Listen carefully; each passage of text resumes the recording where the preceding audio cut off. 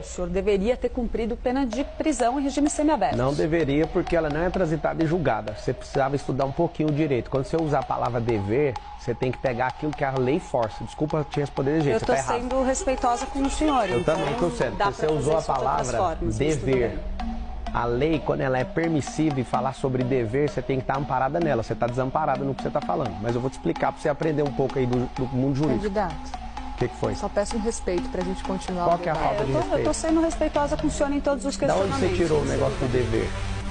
O senhor não teve uma condenação em seu nome? Foi prescrita, ela não transitou em julgado, teve um defensor público, depois um E se tivesse avançado e sido confirmada pelas instâncias jurídicas, o senhor deveria ter sido preso. E o que tem? E diante do fato que provocou essa sua condenação na justiça, qual que é a sua condenado. Pergunta, então? Porque eu não respondi diante a primeira, desse você fato, quer perguntar o quê diante agora? desse fato, Sim. o senhor acredita que não há motivo... Posso terminar a pergunta? Pode, eu não respondi, você pode. Eu estava terminando, eu posso terminar de responder? Não, o senhor me pediu, eu estou fazendo um contraponto a ponto. Não, você está fazendo contraponto? Posso não, terminar a pergunta, eu vou terminar candidato? a resposta primeiro, que eu sou entrevistado. Vamos fazer o seguinte, candidato. Candidato. Deixa eu terminar. Deixa eu só lhe fazer. Ela vai terminar a pergunta e o senhor Eu tem respondo tempo a para primeira, responder. ela faz a segunda enquanto ela quiser. Primeira coisa então, vamos lá. Ano que vem faz 20 anos desse fato. 20 anos. Teve advogado, não dei conta de pagar, o processo correu à revelia logo depois disso. Defensora pública não deu conta, achou complexo demais. Eu consertava computadores, esse cara era pastor na minha igreja, tinha um nível de confiança nele. Fiz algumas coisas que ele pediu, tomei um processo de 13 anos, um processo criminal. Você vê o tanto que eu estou preocupado em fazer coisa ilegal, que no mesmo ano, tá aqui minha carteira de trabalho, foi registrada lá na Brasil Telecom da BR-153, quilômetro 6.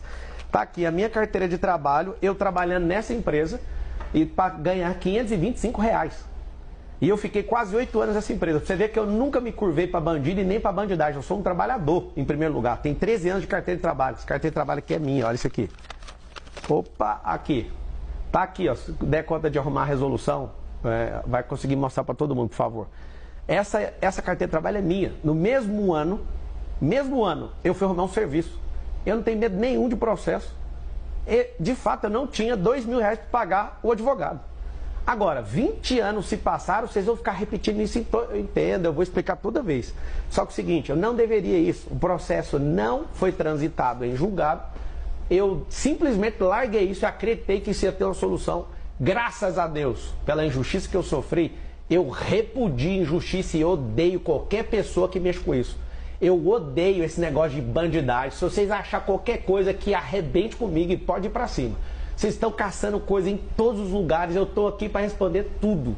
Agora, falar uma coisa que é dever, desculpa, tá? A gente pode recompor aqui, mas quando você falou você deveria, você foi um pouco longe da lógica. Se a decisão judicial tivesse seguido adiante, tivesse sido confirmada pela Justiça, sim, poderia ter ocorrido do senhor ter que...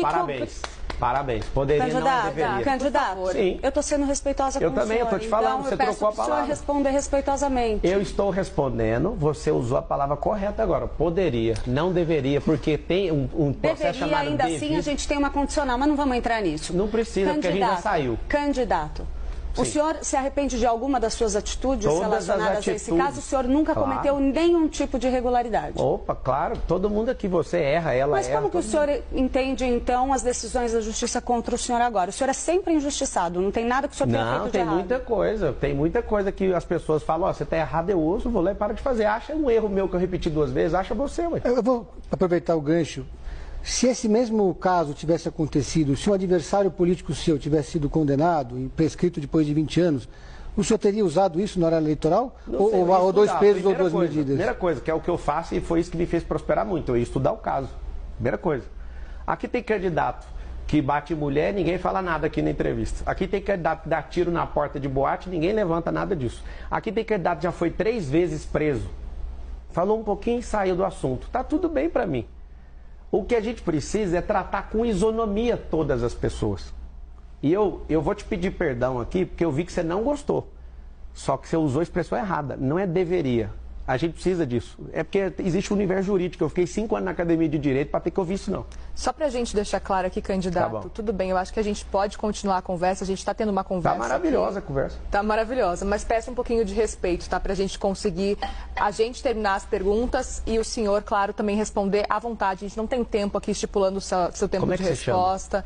Muriel, candidato. Muriel, aponta o que foi falta de respeito da minha parte. A gente está falando aqui já, o senhor bateu palma enquanto a Clarice... Isso é liberdade de Candidato, a gente está aqui para ouvir as suas ideias e seguir. entrevistar o senhor. Não tem problema, a gente não precisa se alongar só nesse conta, assunto. porque você falar assim, a gente precisa recuperar o respeito, eu perdi o respeito. Fala o que foi pontualmente a falta de respeito. Candidato, eu citei aqui, mas vamos seguir adiante, por favor? Vamos seguir com a entrevista, candidato. Eu tô em paz aqui com vocês. Vamos seguir. Deixa eu fazer uma pergunta sobre propostas, então. Vai lá.